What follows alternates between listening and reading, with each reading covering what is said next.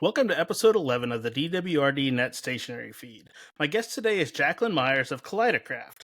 Jaclyn, welcome, and please introduce yourself and give us a brief overview about who you are and what you do. Sure. Thanks so much for having me. I'm so happy to be here. I'm Jaclyn, and recently I launched a small little side company called Kaleidocraft. We do 3D printing and some other crafts, like on top of 3D printing. It's myself and my partner, Laura. Awesome. So, to get started, I have a kind of list of standard questions that kind of talks about the stationery hobby as a whole and how some of your preferences and whatnot. So, starting off, what do you currently have inked? What have you been writing with lately? Sure. So I didn't change anything. Okay, I just have my little pin case here, my Rickshaw Knock collab, and I'll just walk through it really quick. I got 5 things in here. The only normal nib, and this will become a little bit of a theme in here, is a Sailor Broad on this little sparkly dude. Everything else is just like a really weird nib. There is Jonathan Brooks here, an old one from like, yeah, I don't know, 2018 or something, and then a Ralph Reyes nib in there. It's like a stacked music nib. Um, Another Jonathan Brooks. He did a little Urushi for me. I got this when I finished my dissertation in graduate Very school. It's cool. gold and black for Purdue, so that's what that one is. And that one has like another weird stacked type of nib on that guy. And then I just have one of my favorite platinums here that I have taken another section off of and put it on here with a Naginata Togi grind on there. And then the last one is just like the pen that I carry everywhere. It's just a Kaweco brass. I upgraded this with a gold nib, and it's a Cursive Metallic. It's very inky right now. I carry that everywhere. Usually has like a black permanent ink in it. That thing has been beat up and all over the world, and it's just kind of the thing that I take everywhere. So Cartridge or converter in the sport? in the sport right now, it's a cartridge, but a lot of times I will do a converter with like a Pilot Black in Gotcha. there. So yeah. Okay, so if you had no budget, what would be your grail pen? Yeah, this one is really hard. I mean, I think for me, and you can kind of tell why what is currently into my bag there, I'm a big nib person, right? Nib customization is a thing for me. So I guess for the pen body, it could be any make. I mean, probably if someone could make me a rainbow Urushi, I would, I don't even know if that's possible, but it'd be something like that, something really cool that a maker would make. And then the nib would be the thing for me. So Strings and Petals, right, has this amazing harmonic nib that would be absolutely at the top of my list if I did not have a budget. Or like Sailor obviously has a ton of different specialty kinds of nibs. So any of those, like the Cross Concord, the Cross Music, the Emperor, any of these kinds of nibs like that. So if I had a grail pen, it would be, and it could be, if the pen could take both, that would be awesome. So that is the kind of thing that I would get into if I had no budget. No, and if you're listening to the audio, I did have a pop up some of the examples of the Opus Cineris nib from Annabelle and some of the Sailor nibs. So definitely check it out, the video version, if you're listening on audio, just to see the beautiful nibs, because that's Yeah, important. they're awesome. Yeah. Yeah. So, what about inks? Do you stick with your known favorites, or do you like to experiment with new colors, different brands, or a Oh little bit yeah. of mixture of both? So I do have a few different kinds of ink that I use on a regular basis, but mostly for me it's all about variety. I mean, just in my stationery collection in general, I like a lot of different things. So, yeah, I have way too many inks, and I prefer to kind of switch it up and use them all if I can. Now, I know one thing I do is when I get a new ink, that becomes my go-to for a while until I get the next new ink. So do you do that as well with the little phases of the new, and then, oh, there's something else, and then go back to the favorites? For sure, for sure. I think for me too, like the match of the pen and the ink is really important. So sometimes I will try a specific ink and a pen, and that's just it from then on out, with that specific pen, because it's just such a good match. So I do sometimes get on a kick of like, this is the match that I like, and I'm using that up. Yeah. No, I definitely have that. When I did my interview with Eric from Amarillo, I have not stopped writing with the Amarillo pen, and I have the Earn Kicks orangish red in here, Ooh. and I've already written it like halfway empty, and that's been like a week. So Yeah, great. That's a great that color match. match is just perfect. Yeah. Yeah. So that covers pens and inks. What about paper? do you stick to known brands? Do you like to try different papers? What are your paper preferences? Yeah, so I mean, I think like the boring answer, like Tomo River 52 GSM is just tops and probably will be forever. So if I'm playing with ink, I'm probably playing with an old notebook and using that. But I did have two other ones that I think are kind of just a little not different, but when I'm doing basic work stuff, the Submari Man, that is top for me. It's just, it still shows the ink properties and that kind of stuff, but it just all my to-do, I mean, you can tell I'm using it, like all my to-do list and my real work job stuff's in there, and business stuff. That's what I'm probably using. I love that thing, and you can rip out the pages and I don't have to worry about it and that kind of thing. And then the other thing, Anna's coloring this huge this huge folio. If you don't have one of these and you're like an ink person, you definitely need one of these. I love this thing. The paper is obviously huge, and if I want to see all my blue inks at once, I'm going there. Or a mind map. Like when we first started the business and had no idea what we were doing, we just listed like 200 products on the page, and we're like mind mapping and stuff like that. And I do ink thin on there too, so like a little Christmas tree, and I can see all the ink thin colors at once. So I love that thing for playing with inks. No, that's nice. The Maruman, I actually just recently released a video talking about the Maruman, like you're showing, versus the Spiral Note, which is kind of the entry level brand. Because I use Yeah. Maruman all the time, and so because of the perforated pages, I actually have, it's going to be delivered tomorrow, timely, a plotter A5 cover where I'm going to start ripping out, punching, and then sorting my work notes, because recently started a new job, so I'm taking all these notes and they're in the worst order ever, because it says as you talk to people and come across things. So I'm like, I gotta sort. So that's on my I love horizon. that. That's all my work stuff, and like, I obviously have like a real day job and this stuff that I'm doing and home stuff and to-do lists and stuff. So, and yeah, it is 100% just like one page is one thing, another page is one. So it's really nice to be able to rip it out of there and rearrange and stuff. So yeah. So, and then my favorite question that I've asked everybody so far: what is your favorite stationery adjacent item that you use? An example might be a bag, a case, a tray. What's your favorite stationery adjacent item? This one was hard. If the stuff that we make, it's a lot of stationery adjacent stuff. And that's because I love that stuff. I love the accessories. I think that really just takes it to a whole nother level, and it's super fun. So what I went with is it's a wooden tray. It looks like this. I got this actually at Wonder Pins, which is a shop in Canada. When I went up there for the Scriptus, the Toronto show several years ago. But I just love it. It's just, simple, beautiful. It just has lived on my desk ever since. We use it on our table at shows now as well. But it's just cool. It's handmade and beautiful, and I love it. So. No, those trays, I want to get a tray, but I'm too indecisive because I don't have a good spot to put the tray. And I want to have a good spot before I get it. And then it comes down to color, because I know, I think it was at Atlanta, NFP was there, had some of their trays, and there's options, because then you have decision paralysis of which tray do I want. So many options. I'm doing that initial research so that when it's time, I know which one to order. You'll be ready. Or if it comes up in a sale or something like that. But so let's move on to the important part, Jaclyn and Kaleidocraft. So I know you're not new to the pen community. So start about talking about how you got started in the stationery hobby as a whole. Yeah. I mean, I think stationery was always a thing for me. There's a story that has been told to me about myself that when I was like 3 and 4, those like tiny little erasers that might be in the shape of animals or whatever, I would carry them around in like handfuls in the car and stuff, and like cry if I would drop even one. So I think just in general, stuff like that I've always been into. And I did a lot of graduate school and way too many years of school. I was very into like gel pens and that kind of thing at the time. But when it comes to fountain pens, I kind of I backward slid into the into the analog or fountain pen community. I've always been a big like tech person as well, especially Apple, big Apple person. And so I listen to a lot of Relay FM, my curly shows all the time. And Mac Power Users is something I've just been listening to that show forever. So David Sparks from that show one day happened to mention the Pen Addict, and I distinctly remember I was like at work, and I'm a pharmacist by trade, so I came out of the pharmacy into the nurse's station, and I was like, guys, this person on this podcast just bought a pen and it was $300. And I just thought that was the most insane thing I'd ever heard. And then the story just went from there. I just started listening to it regularly, and I got hooked almost immediately. So but don't ever since.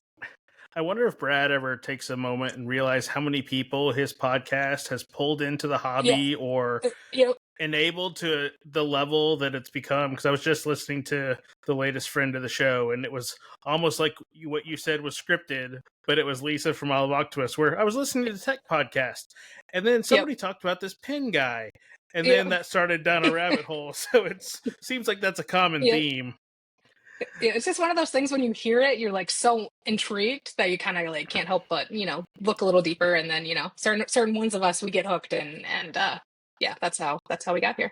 So, Yeah, curiosity probably enabled more people than, oh, absolutely. fountain pen. Absolutely. Well, let's Yeah. see what it's about. Let me get the starter one, and then you quickly go down into the rabbit hole. So, Yeah, absolutely.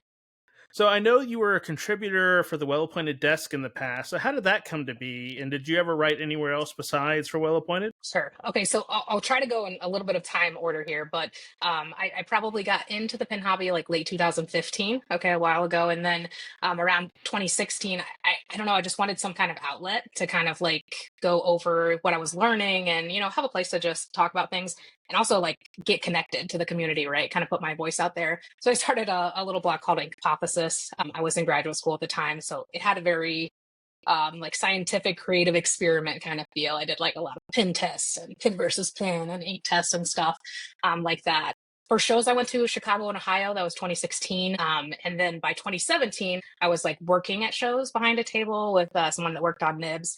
And so that's really how I really got deep into the hobby. That's how I met a ton of people that are very dear to me, very dear friends to me now.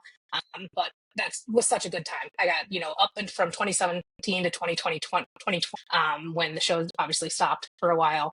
I was going to all of the shows, ton of shows. And that's kind of how I got hooked up with Anna. Anna is one of my best friends, and just one of the best people in the world. But so we got talking, and I think when 2020 hit, I was actually at the Arkansas Pin Show, and I got a call from my hospital. I was an investigational drug pharmacist at the time, so all the COVID meds, my job like overnight turned into like a 24/7 coverage thing with Oof. COVID, and so that became a very busy period of my life, obviously. And show stopped, and that was my main way to connect with the community. So I don't know, just talking with Anna, writing for Well Appointed Desk was something that kind of kept me a little connected. That period of my life also was very busy, obviously, like with all the COVID stuff. And I was finishing my dissertation at the time. And then just some personal things in my life kind of like got to a point where I realized I just was not the best version of myself. I'll say that. And so I just kind of needed to step away for a bit and kind of focus on me. So yeah, I was away for a little bit. I think I tease Anna that I was like the most delinquent writer ever at the Well Appointed Desk, because I really didn't write that much. But every opportunity that I got right there, I absolutely loved it. I have one of my favorite posts that I did there was about like ink tools, and it's funny because the back I mean, now like when I watch all of Octopus now, like there's a lot more stuff available in terms of like the ink muddlers and stuff. I recently got a few of those types of things, but at this time, like whenever this was 20 whatever, there just wasn't as much available, or not that I knew of. So I'm over here in this post like trying like cake decorating tools and plastic sticks and just like various things. So I had a lot of fun doing this. I loved writing for Anna, and I still stay very connected to the blog. And like I said, Anna's one of my best friends. So very, very cool experience for me at the time. Yeah. No, and we'll be sure and look at the show notes. We'll put a link to the full list of articles that Jaclyn wrote for Well Appointed Desk, as well as the ink swatching tool, because it is interesting to see, because that was October of 2020, Yeah. how in the last 5 years the ink swatching and whatnot has become more of a thing. Yeah, I mean yeah, that it's crazy. Yeah, it's so funny coming back to the hobby, right? Because I mean, even my collection and my knowledge and stuff, I have like everything possible from 2016 to 2021, and then it's just like missing for like 2022 to 2025, But man, things have changed so much, and it's so cool to see like all the new makers. So many more people are into ink and swatching now, and just the new people, right, that are connected to the hobby. So that has been really, really fun for me. And I guess what I'll say, there's another post, and I'll have you link to it, Derek, but where I talked about kind of burnout with COVID and me struggling to get reconnected to the hobby, and that's on Well Appointed Desk. And one of the things I was talking about in there is just do it, just reconnect. If you've been away, or you haven't responded to a text, or you haven't sent a letter, just like slap a stamp on a postcard and send it. Drop into Slack for 5 minutes. Go on a Twitch. There's so many awesome safe spaces that people have created. You don't have to be producing a blog. You don't have to be producing anything. Like, I feel like we are creating a community, and just being a part of that, that's huge. I would recommend, like I keep saying her name, Olive Octopus, that Twitch. I would recommend Brad's Twitch, and Aziza, for my pens. Those are all super safe spaces, even if you are struggling or are in that kind of space. So I would totally recommend connecting or reconnecting with the pen community. Just so many awesome people. So yeah. No, and I can fully relate, because I was into pins, going to shows in 2015, 2016, had my pins at work, but then when I stopped going to an office, I stopped writing because I wasn't traveling for work. I wasn't carrying my, Brasstown knock roll with me and getting on a plane, a week a month to go to wherever. And I kind of fell out of the hobby a little bit too, until the ink vent of 2024. I was like, my wife had recently gotten the pens. We're like, you know what? Let's do the ink vent calendar. And here we are. Coming back into the hobby, it was like a different approach. So I fully get where you're coming from, of coming back into it. It's a different set of eyes, and it's amazing how much stuff changes in that short amount of time. So I fully relate to all that. Absolutely. Yeah. So as a follow-up to that, now you're coming back to the community with KaleidoCraft Prints. So how did that come to be, and starting this new involvement, this or reinvigorated involvement in the stationery world? Yeah, so 2 Christmases ago, I got 2 boys in my life. Laura has 2 boys, and we got them like a tiny toy box 3D printer, and like they liked it, but I think I loved it. And I really just kind of got into 3D printing. So this last Christmas, Laura got me a bamboo, like a real, like one of these guys back here. And just ever since then, we kind of started, we printed stuff for local people, our friends, people at work, party decorations, holiday decor. We just kind of started printing stuff. And of course, me being me, right, I was like, okay, there's got to be stationery, something I can do here. Like there's got to be something related to pens that I can print. And pretty quickly I had a couple of things that I'm like, hey, I really like this. I like this. This is making me excited to have this on my desk. So yeah, when we decided to make it a business, I just kind of, Laura and I were talking, as in terms of selling things or whatever, my really only experience in life is at pen shows, right? Working those tables. So I thought, I don't know if people will like this, but I think maybe just going to a Chicago show and trying this out. Let's go for it. Let's do it. So we are really into crafting. I think like crafting is just happening constantly at our house. So like the company was just kind of a natural fit for Laura and I. We're always making things anyway, and 3D printing, I guess, kind of gives us like that canvas to do that. So yeah. So 3D printing question in general, because everybody I know with a 3D printer, they start with one and then they have a farm. Have you had the 3D printer sprawl? Yeah. So there's you can't see all of them, but there's 4 over there now. So yeah, we went quickly, right? So from December until now, one to 4. So yeah, it's been a quick growth. I think we're gonna run out of space eventually, Derek. So I don't think we're ever gonna make it to a farm quite in this house currently. But yeah, it's been fun to grow it and keep adding the printers. I decided, it's probably a really bad joke, but I'm going to say it anyway.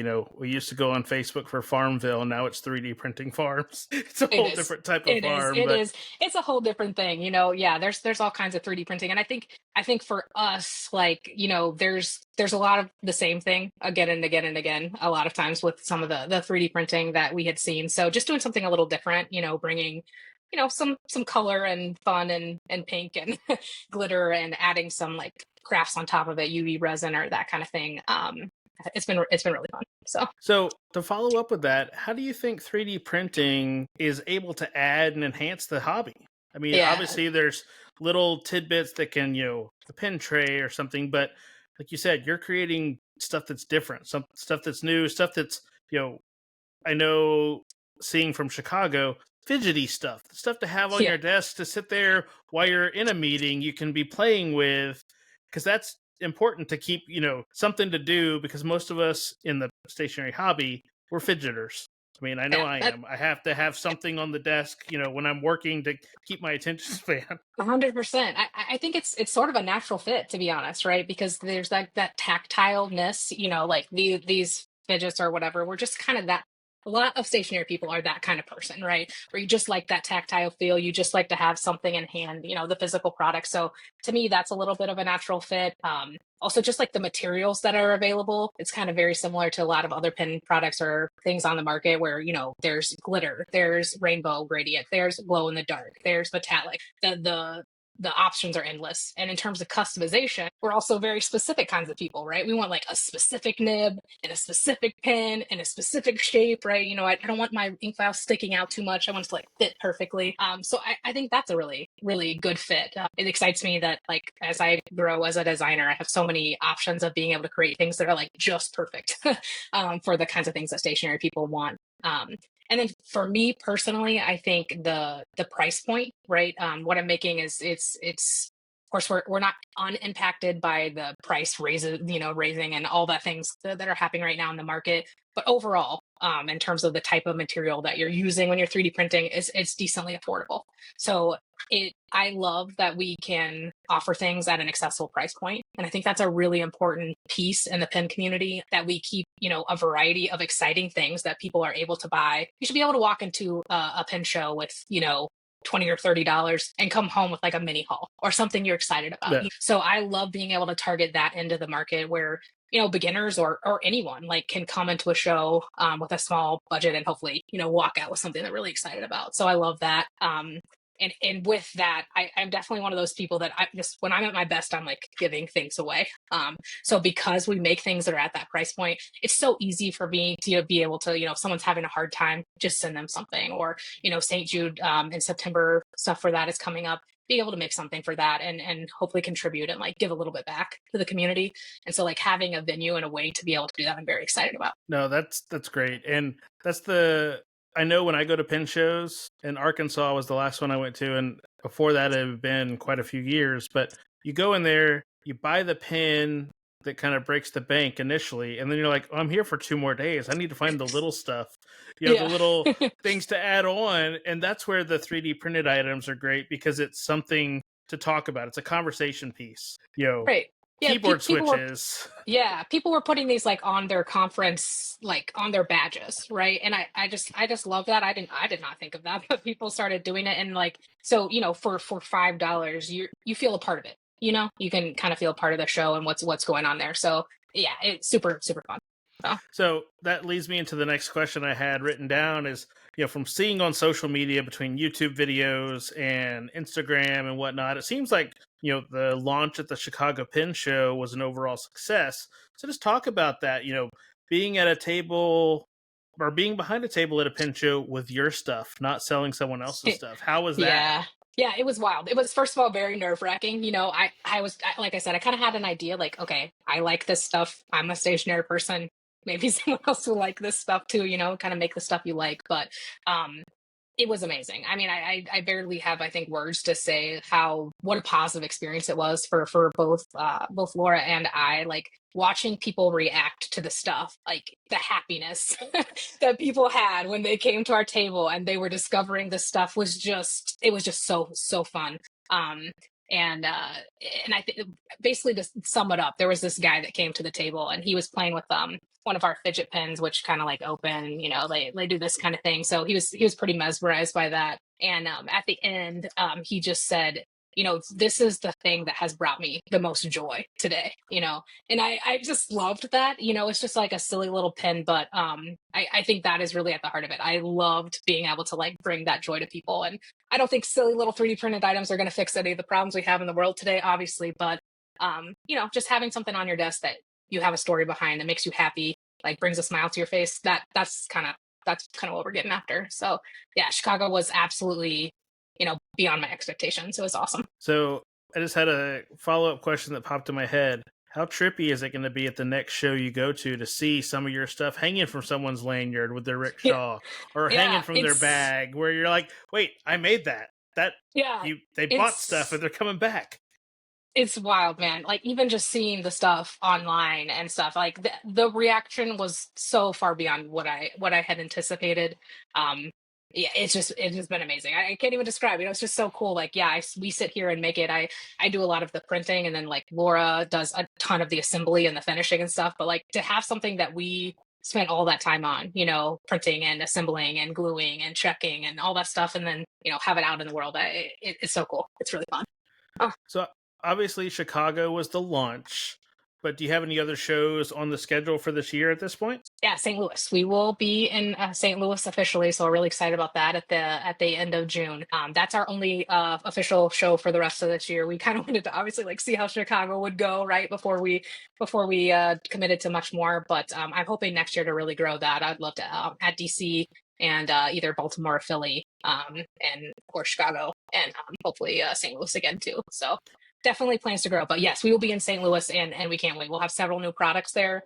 I'll show you one if you want, Derek. It's a little nib holder that we're working on, and various Nice. different materials. Yeah, we'll have several new things there, and it'll be fun. You know, I was just thinking with your article we pulled up, because it's still up on my other monitor, you need to make a little swatching tool. I So kind of do, like the nib yeah. holder, find some sort of little metal greebly part that you can print the handle and merge the two together and make the Kaleidocraft swatching tool, Yeah, because that would be cool. 100%.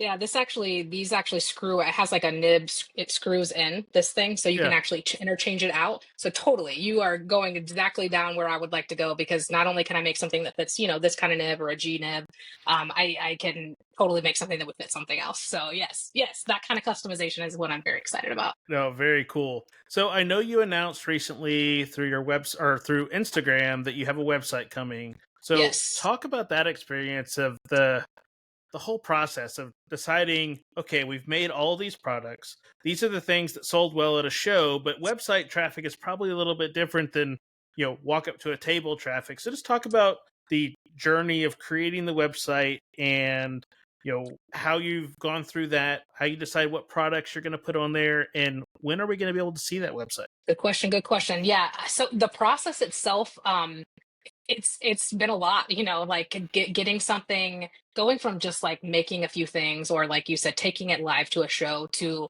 you know trying to get it up online, where you know you need to deal with pricing, shipping, photos, you know, descriptions, disclaimers, on and on and on, right? I have learned so much. We have learned Lauren and I've learned so much in like the last couple of months. It's insane.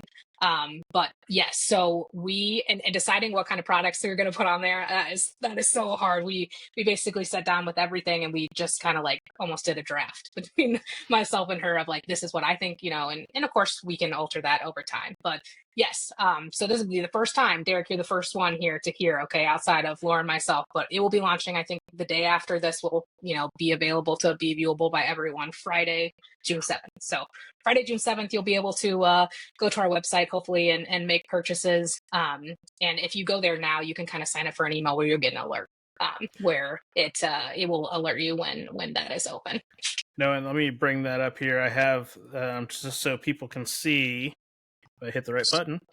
You know, there's a, you know, definitely go check out the website. The link will be in, but when, like, like Jaclyn said, if you're listening to this, there's a good chance it's already live. So go buy Right. things.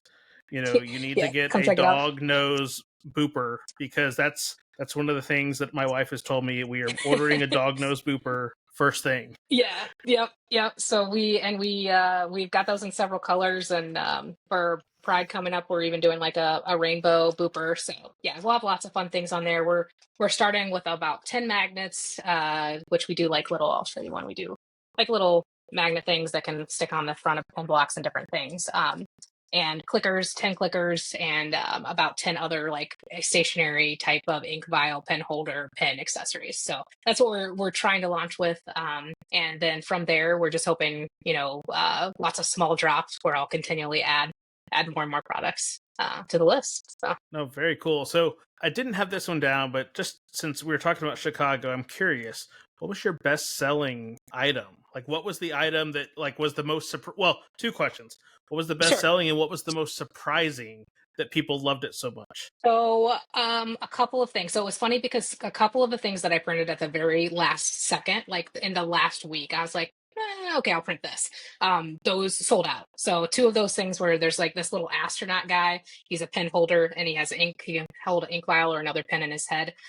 That thing was super popular, sold out at the show. And then similar thing with there's like a macaron ink vial holder. It can hold like several ink vials. Printed that I think literally the day before we left from Chicago, sold out. So those things I think were probably most surprising to me, just because I had printed them at the last minute. Some of the clickers, honestly, were probably some of our best sellers, or the pens themselves. We sold a ton. We did I'll grab one for you real quick. We did a couple of different pens. I guess I already showed you the fidget one. And then there's one that looks like this, and these take Pentel Energels. We have those in a bunch of different colors. So probably the pens, and then the clickers, specifically the dog nose, and then we have like a little nib one. So that was the nib clicker, the dog clicker, and the pens, I think, for sure, at Chicago, were our best sellers. So, Very cool. yeah. I remember seeing tons of posts with the dog nose things and videos. Yeah. And then the other one Yeah. I think I saw, and I don't want to misspeak, but did you have one that like held post-it notes or something? Was there something Yes. like that? Yeah. That looked interesting as well. Yeah, that's one of our bigger items. So we only had a few of those at the show, but we sold I think almost all but one of those maybe at the show, and those are basically like a little typewriter type of thing. The front of it is an actual clicker, so you can like click down on the keyboard, like click, click, click, and then it holds like accordion style post-its, and you can pull them out of the top. So that one's pretty fun. I like that one. Very cool. So I just have the one question left. Actually, I'm going to add one more in that I just thought of. When you were coming up with products, you said you and Laura made full big list, drafted it out. So what are some of the products that are not out yet, but you think might be that? Don't spoil everything, but what are the most exciting products that no one's seen yet to kind of give a little preview of? Yeah, I mean, I think, fountain pens are, it's the fountain pen community, or like we really like fountain pens, obviously, a lot of people in the community. So like I am looking right now, I'm not going to show you, but I'm looking right now at a 3D printed fountain pen on my desk that we've made, that I'm working with a designer on.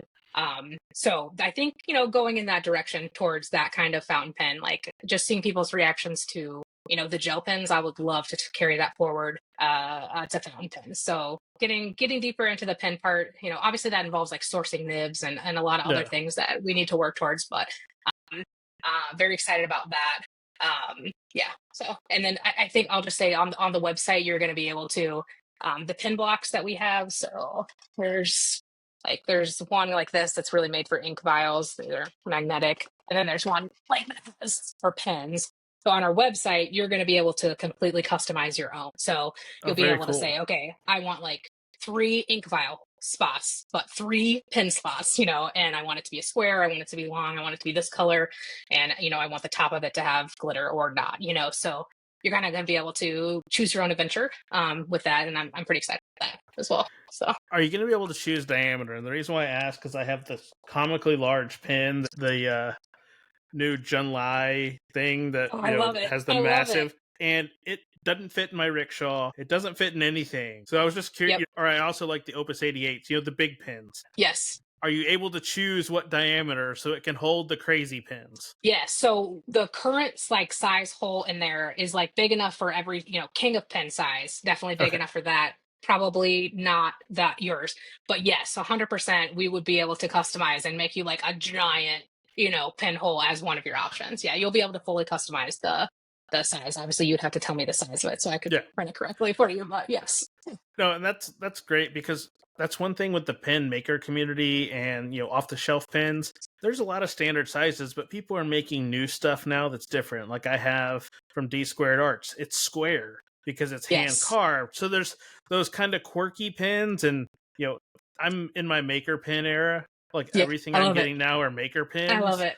Yeah. And I'm like, okay, what are the crazy ones? I want the one that doesn't look normal. I want the oddball looking pins or the crazy things. So having stands and cases for those, that's going to be a big thing, I think, going forward, because look at how many makers were at the shows. I mean, that's the new trend now. The maker with the custom engraved nibs. So whenever you have your 3D printed fountain pen with the engraved nibs, you'll have the cases for holding that as well. So, for the final question, what's next for KaleidoCraft Prints? Yeah, so a couple of things. Obviously, the website launch is what we're focused on right now, and then St. Louis shortly after that. I have several different new products we're preparing for St. Louis that we're excited about.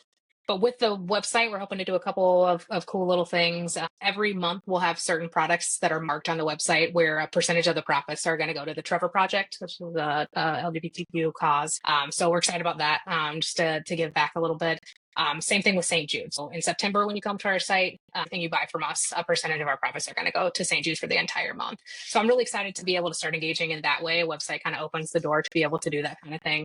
We're really, really excited about that. And then, yeah, just, I mean, the sky's the limit, I guess, like going into the future, like I said, I'd love to be able to get a fountain pen on the market, a nib holder, and those kind of things, and just increase our presence next year with additional pen shows. So. No, and that's great.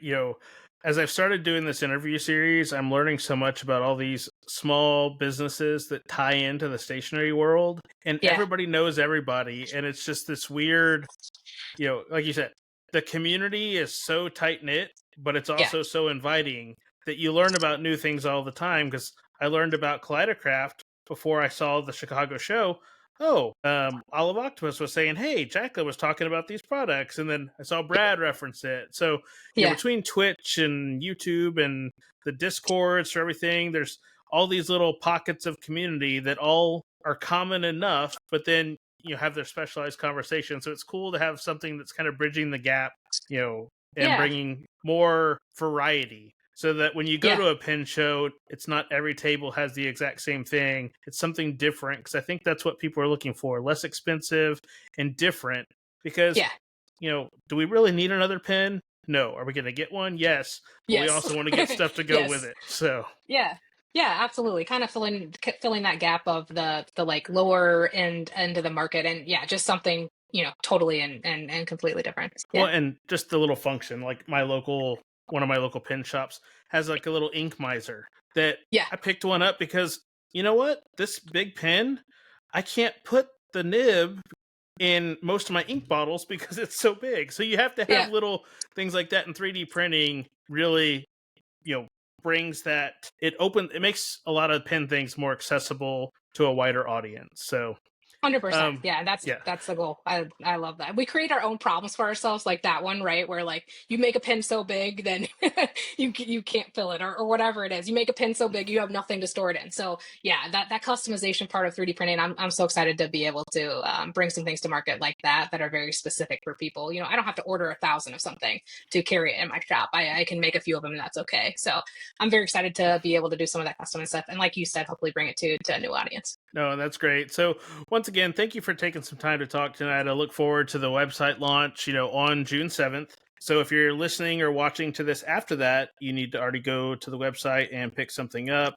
If not, and you're listening to this in advance, then to be on the morning of the 7th, ready to go look, see, ready to go, and pick up your first item, or pick up your additional item if you already got the chance to pick something up in Chicago. So once again, thanks to Jaclyn with Kaleidocraft for taking some time this evening. If you're new to the DWRDNET Stationery feed, we're on YouTube. Be sure and check it out, because as we do these interviews, people hold things up, they show visual, but if you don't have that option, we are available on Spotify and Apple Podcasts. So until next time, thanks for listening.